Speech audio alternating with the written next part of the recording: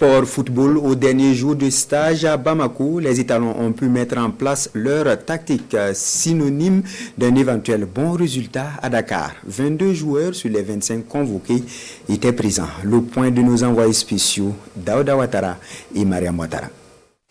Dernier entraînement du stage des Étalons à Bamako.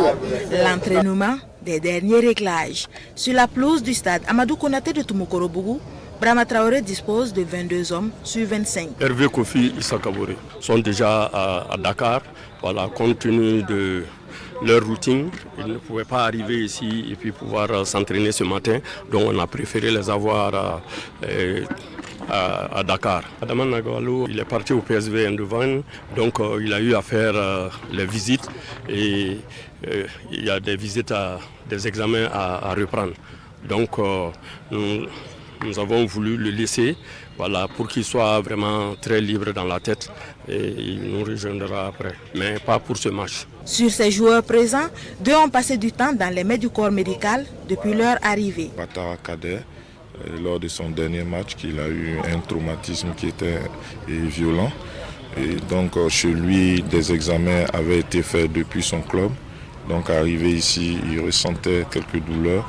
Donc nous avons fait des examens complémentaires poussés pour pouvoir voir. Et après ces examens-là, il n'y a pas d'anomalie.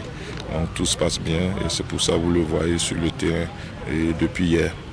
Le deuxième joueur, c'est Gustavo Sangaré, voilà, qui a eu aussi lors de son dernier match un problème musculaire. Et donc nous avons fait aussi des examens complémentaires. Actuellement, nous assurons sa prise en charge et ça évolue bien. Parmi les derniers arrivés dans la capitale malienne, Edmond Tapsoba et Franck Lassina Traoré, retardés par ce récurrent problème de vol direct. Actuellement, c'est très difficile d'avoir des vols pour venir ici. Moi, particulièrement, c'est parce que mon vol de Lomé-Bamako a été annulé. Donc voilà pourquoi je suis arrivé hier, mais j'ai eu à parler avec le staff qui m'ont donné l'accord, voilà pourquoi je suis là. Mise en place terminée et la séance de ce matin peut débuter. La dernière de ces stages avant le vol pour Dakar. Une séance que Brahma Traoré met à profit pour aiguiser sa tactique.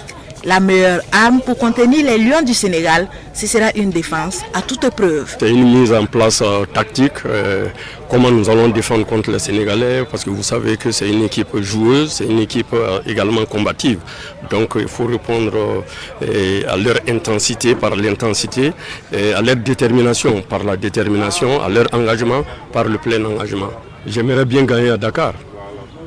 Mais à défaut de victoire, un nul sera un bon match et un bon résultat.